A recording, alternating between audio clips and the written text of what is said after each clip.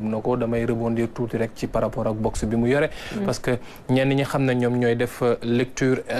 de l'extérieur dañuy wax ne premier changement bi mooy présidence le bureau opérationnalisation suivi PSE nekkoon ñu jëlee ko fa yóbbu ko léegi biir primature deuxième chose ñu ni am nañu léegi un super ministère muy le ministère des infrastructures qui à la limite sert de PMO project manager officer ñu am itam li xam ne moom mu nga wax sànq mooy waa DPP li xam ne dañ koy def war a suivre yenn mbiri est-ce que c'est pas un chevauchement boo xam ne dafay am ci biir liggéey yi xam ne moom ngeen war a def alors que peut-être dafa waroon am benn mbir moo xam ne dañ koy centraliser ci benn ñu ne diw moom mooy def lii ak diw moom moo war a yore beneen anam. waaw sa question bi question bu am solo la mais il faut que ma def ci ay leeral parce que sinon ñi nga xam ne comprendre lu mën a andi seen lënt d'abord ministre des infrastructures c'est une bonne nouvelle parce que ce qui se passait mooy que da ngay jël benn ministère mais le ministère de la santé wala le ministère de l'enseignement supérieur muy construire université Ahmadou Makhtar Mbow wala université du Sine Saloum nga xam ne duré nañ plus de 10 ans alors que au départ ces universités-là devaient durer 24 mois donc projet bu waroon durer 24 mois mu durer 10 ans xoolal liñ ci perte waxuma année yi rek de mais état bi bon moment dafa obligé woon dem fay université pour dugal élèves yooyu et cetera ICAD on a vu tous li nekk ICAD mais li ma bëgg a wax foofu mooy ministère de l'enseignement supérieur wala ministère de la santé aussi amoon na benn direction boo xam ne day def de la construction ministère de la santé ak ministère de l'enseignement supérieur lu ñuy xaar ci ñoom santé par exemple c'est la prévision les soins la qualité dans les par exemple aujourd'hui suñu demee ci urgence hôpitaux yi y a de véritables problèmes loolu on y attend dañ ciy xaar bu baax ministère de la santé ak prévision ak soins yi ak politique santé ak yooyu mais xaaruñu ci moom muy defar infrastructure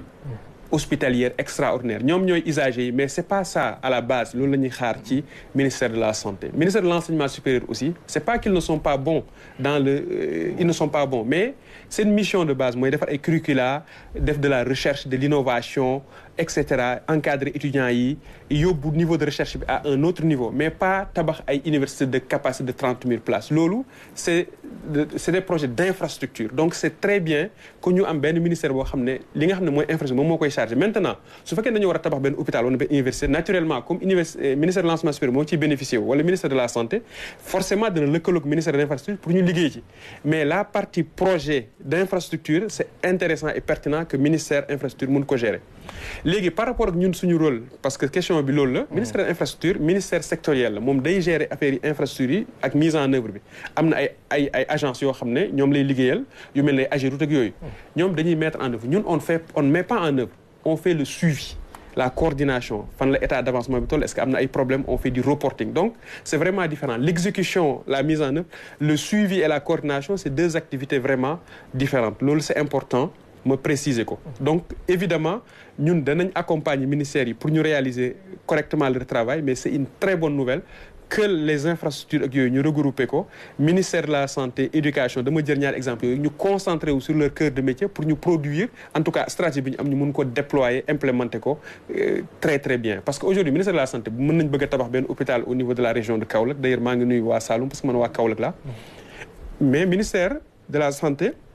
mën na lëkkaloog ministère des infrastructures ñu mën a liggéey ensemble pour que ñu réaliser mais direction yi nekk ci affaire yi construction ñoom nañ nekk ministère des infrastructures c'est vraiment très cohérent et beneen mbir bi aussi par rapport ak li nga wax présidence ak primature il faut aussi loolu ma éclaircir ko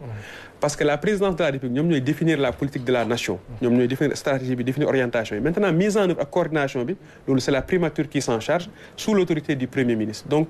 c'est vraiment cohérent et c'est vraiment logique toute la partie impact stratégie présidence moom moo koy chargé évidemment présidence ak primature on travaille en étroite collaboration avec beaucoup de passion et d'envie etc mais loolu c'est très clair il y a vraiment pas de chevauchement pour être vraiment clair crise de légitimité parce que ñenn ñi dañ daan wax ne ci boss bu njëkk ba peut-être yenn saa yi problème bi ñenn